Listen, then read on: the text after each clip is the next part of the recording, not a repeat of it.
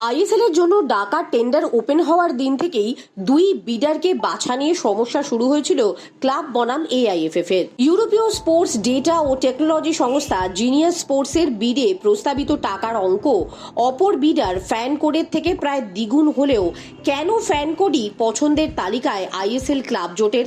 কেনই বা বিড খোলার 48 ঘন্টার বেশি সময় পরও আইএসএল এর কমার্শিয়াল পার্টনারের নাম ঘোষণা করতে পারছে না এআইএফএফ?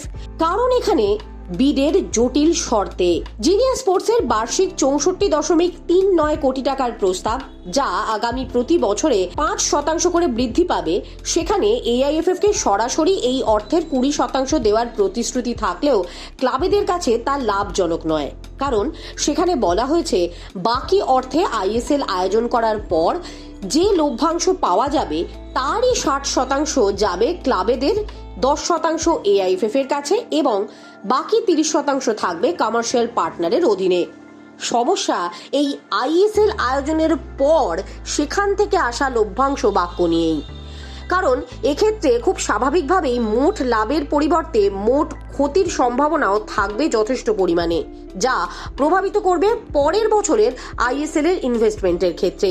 অর্থাৎ ফ্র্যাঞ্চাইজি ফি, ক্লাব চালানোর খরচ সবকিছুর পরেও কোনো অর্থ ক্লাবেদের হাতে আসবে কিনা তা স্পষ্ট হচ্ছে না জিনিয়াস স্পোর্টস এর প্রস্তাব থেকে, যেখানে ফ্যান কোডের প্রস্তাব এই বিষয়কে অনেকটাই স্পষ্টভাবে ব্যাখ্যা করছে। আর সেই কারণেই তড়িঘড়ি এই ব্যাপারে কোনো সিদ্ধান্ত নিতে নারাজ আইএসএল এর ক্লাব জোট। 29 মার্চ এআইএফএফ এর এক্সিকিউটিভ কমিটির মিটিং এ তাই এই ব্যাপারে কোনো চূড়ান্ত সিদ্ধান্ত নেওয়া যায়নি।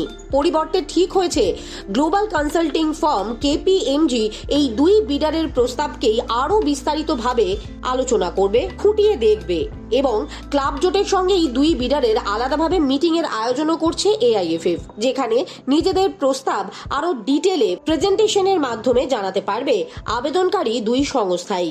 তারপরেই এই ব্যাপারে কোনো চূড়ান্ত সিদ্ধান্ত নিতে চায় এআইএফএফ ও ক্লাব জোট। পুরো প্রক্রিয়া সম্পন্ন করতে হয়তো আরো মাস খানেক সময় লাগতে পারে বলেও ধারণা এআইএফএফ কর্তাদের। জিনিয়াস স্পোর্টসের প্রস্তাবকে গ্রহণ করার ক্ষেত্রে আরো একটা সমস্যা রয়েছে তাদের পূর্ববর্তী কার্যকলাপ থেকে। কারণ এই সংস্থার মূল কাজ যে কোনো টুর্নামেন্টের ডেটা প্রস্তুত করে তা বেটিং কোম্পানিকে সরবরাহ করা, অথচ আমাদের দেশে বেটিং পুরোপুরি নিষিদ্ধ। সেক্ষেত্রে আইএসএল এর ডেটা ভারতের বাইরে অন্য কোনো দেশে বেটিং এ কাজে লাগবে কিনা সে ব্যাপারেও স্পষ্ট ধারণা নেই এআইএফএফ বা ক্লাব জোট কারুরই। সেই প্রসঙ্গেও স্পষ্ট ধারণা দিতে হবে জিনিয়াস স্পোর্টসকে। এই বিভিন্ন কারণেই এই ব্যাপারে সময় নিয়েই এগোতে চাইছে এআইএফএফ এবং ক্লাব জোট।